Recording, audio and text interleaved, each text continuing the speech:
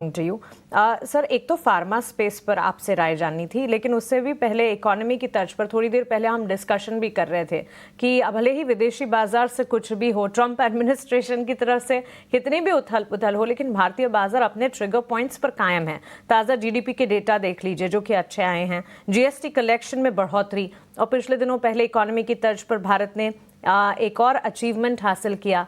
सो ये सारी की सारी चीज़ें काफ़ी पॉजिटिव है। इस पर ये आपको कैसा लगता है? और साथ ही जो Apollo hospital numbers Apollo hospital के आए, लेकिन फार्मा हेल्थ के डायग्नोस्टिक स्पेस में आपको क्या पसंद आता है? Apollo hospital positive set of numbers और ब्रोकरेज रिपोर्ट्स पर रिएक्ट जरूर करेगा आज। धन्यवाद मानसी, आपको भी प्रणाम और शुभ प्रभात हमारे तरफ से। पहले तो मेरे ख्याल से एक चीज तो निर्णायक तरीके से सामने आती है कि 2 अप्रैल की तारीख हो या फिर 22 अप्रैल की तारीख, जहां पर भारत के ऊपर आतंकवादी हमला किया गया पहलगाम में। उसके बाद जिस प्रकार से बाजार में हमने परिस्थितियां देखी, ऊपर के तरफ के दायरे और रुझान देखे, अ, एक बात तो सक्षम रूप से सामने आती है मानसी, के हमारी अर्थव्यवस्था और हमारी जो विकास दर, हमारी जो आर्थिक मोर्चे पर आंकड़े आए हैं, जीएसटी की कलेक्शन की आपने बात की तो मेरे ख्याल से 2 लाख करोड़ का पहले बार ऐतिहासिक स्तर जीएसटी कलेक्शन में हमने देखा है। नतीजे चौथी तिमाही के काफी सकारात्मक आए, उतना मैं कह सकता हूं, क्योंकि तीसरी तिमाही के मुकाबले चौथी तिमाही के नतीजे तो कुछ हद तक बेहतर स्तर पर आए। कच्चे तेल के दाम, अभी अभी आपके सहयोगी बता रहे थे, कच्चे तेल के उत्पादन में बढ़ोतरी की मांग फिर से की गई है ओपेक प्लस देशों के द्वारा। और क्योंकि राष्ट्रपति ट्रंप के तरफ से जो बातें उभर करके आती है टैरिफ को लेकर के, उसकी गुंजाइश ये है कि पूरे विश्व भर की अर्थव्यवस्था थोड़ी कमजोर पड़ सकती है, और उस परिस्थिति में कच्चे तेल के खपत जो है वो नीचे जा सकता है, उत्पादन बढ़ रहा है। तो एक सकारात्मक बात भारत के जैसे देशों के लिए ये है कि ऑयल पुल अकाउंट डेफिसिट नियंत्रण में रहेगा, और हमारा कुल मिलाकर के वित्तीय घाटा भी है वो भी नियंत्रण में है।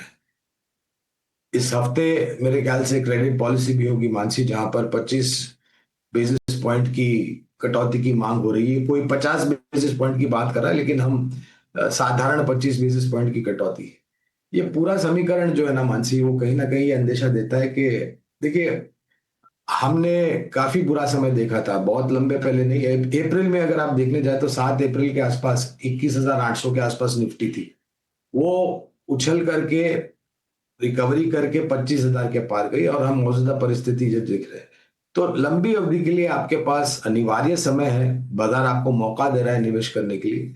सक्षम और मजबूत कंपनियों के आप निवेश करते हैं तो मेरे ख्याल से, मेरा ये भी मानना है मानसी, और ये मैं अनुमान कह रहा हूं, जुलाई से और जुलाई के पश्चात मेरे ख्याल से जो परिस्थिति है वो काफी नियंत्रण में आ जाएगी, और धीरे धीरे करके आपको बाजार को में ऊपर की तरफ के दायरे देखने मिलेंगे। कॉन्फिडेंस मिलता है सर आपके इस पॉजिटिव कन्विक्शन से। चलिए, इसी कॉन्फिडेंस के साथ पर आपसे एक टेक जरूर जानना चाहेंगे। रियल एस्टेट में अब वॉलेटाइल मूव जरूर नजर आ रहे हैं, लेकिन न्यूज़ फ्लोज कई सारे आते हैं। क्वार्टरली अपडेट्स भी ठीक ठाक थे, और नतीजों का सिलसिला जब चला ठीक ठाक नंबर्स भी थे।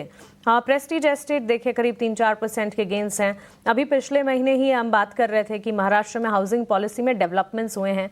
रियल एस्टेट में लॉन्ग टर्म प्ले कुछ बनता है या फिर वॉचलिस्ट में रखना चाहिए इसे? अच्छा, देखिए, बम्बई की जहां तक बात है, आपको भी पता है और हमें सबको पता है कि जगह को लेकर के बहुत ही तकलीफ, पहली बात। दूसरी बात, रीडेवलपमेंट की मुहिम बहुत ही जोर शोर से आगे बढ़ रही है, और काफी सारे प्रोजेक्ट्स अलग अलग मुंबई शहर के इलाकों में हो रहे हैं, चाहे वो सेंट्रल वेस्टर्न या फिर साउथ बॉम्बे हो।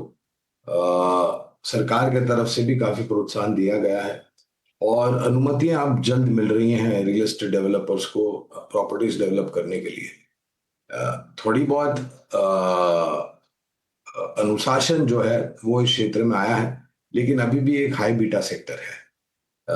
हमारी जो टीम है फंडामेंटल, उन्होंने DLF, Godrej properties, Prestige estates जैसी जो कंपनियां हैं, वहां पर बुनियादी तर्क के आधार पर खरीदारी की राय दी है लंबी अवधि के लिए।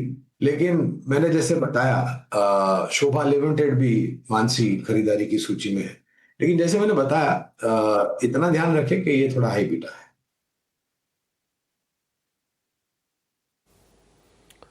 ठीक है, प्रेस्टीज को लेकर ये व्यू, हालांकि 3.5% के आसपास की तेजी आज के सत्र में दिख रही है।